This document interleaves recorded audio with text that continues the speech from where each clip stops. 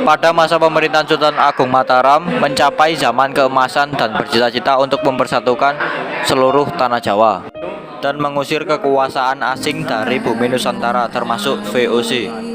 Tindakan VOC yang terus berupaya untuk melakukan monopoli perdagangan membuat para pedagang pribumi mengalami kemunduran.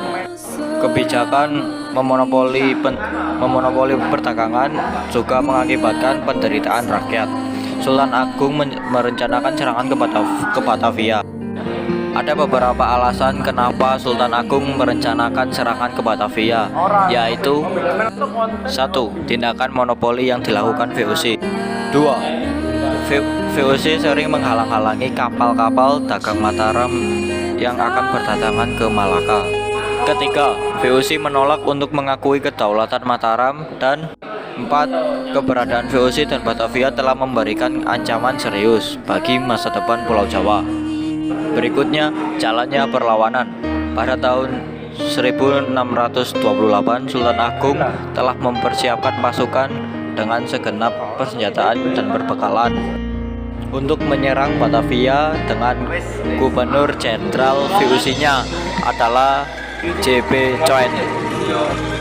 Tetapi kekuatan tentara VOC dengan senjata jauh lebih unggul sehingga dapat memukul mundur semua lini kekuatan pasukan Mataram.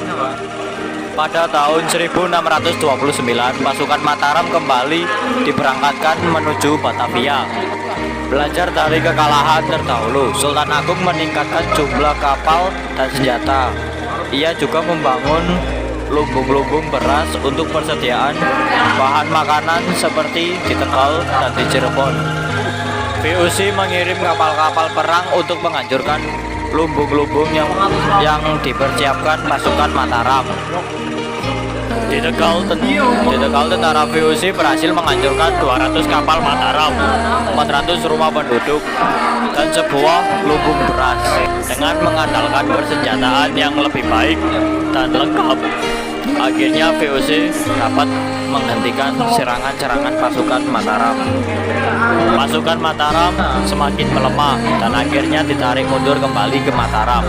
Dengan demikian, serangan Sultan Agung yang kedua ini juga mengalami kegagalan. Akhir perlawanan. Upaya Sultan Agung mengalami kegagalan disebabkan oleh 1.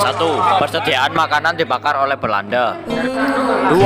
Terjadinya wabah penyakit di kalangan tentara. 4. Jarak Mataram sampai Batavia jauh sekali dan cukup melelahkan sehingga perlawanan Mataram kurang memadai. Sebagai pengganti Sultan Agung adalah Sunan Amangkurat I. Ia memerintah pada tahun 1646 sampai 1677. Ternyata Raja Amangkurat I merupakan raja yang lemah dan bahkan bersahabat dengan VOC. Selain itu, bersikap bersewenang-wenang kepada rakyat dan kejam terhadap para ulama. Oleh karena itu, timbul berbagai perlawanan, salah satunya perlawanan yang dipimpin oleh Trunajana.